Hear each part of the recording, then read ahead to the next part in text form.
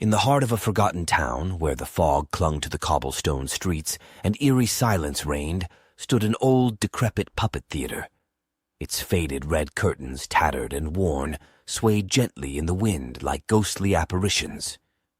Locals avoided the place, claiming that it was cursed by a long-forgotten puppeteer who had once enthralled audiences with his macabre performances.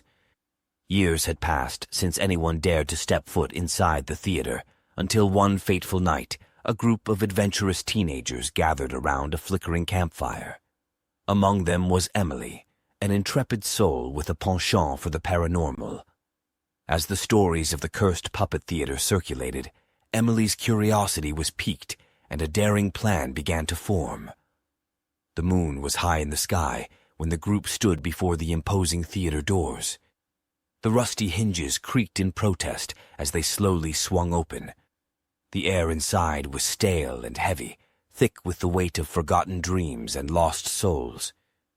Moonlight streamed through the cracks in the ceiling, casting eerie shadows that danced across the floor. Ignoring the ominous whispers of caution that seemed to linger in the air, Emily led her friends deeper into the theater. They discovered rows of dusty wooden seats facing a weathered stage. The backdrop depicted a sinister forest scene, and a collection of old, ornate puppets hung from hooks, their lifeless eyes staring vacantly ahead. Amidst the puppets, Emily found a peculiar one, a puppet with an uncanny resemblance to the puppeteer himself, frozen in a malevolent grin. As she held it in her hands, an eerie sensation crept over her, as if the puppet's gaze bore into her very soul. Ignoring the unease, Emily decided to reenact the puppeteer's last performance, a play called The Dance of the Damned. The group arranged the puppets on the stage as instructed by the faded script they discovered.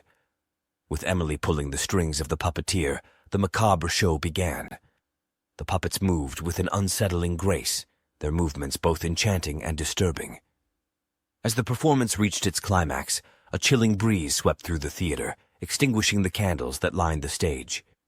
In the darkness, Emily's friends screamed as they felt unseen hands grip their shoulders, pulling them into a grotesque dance.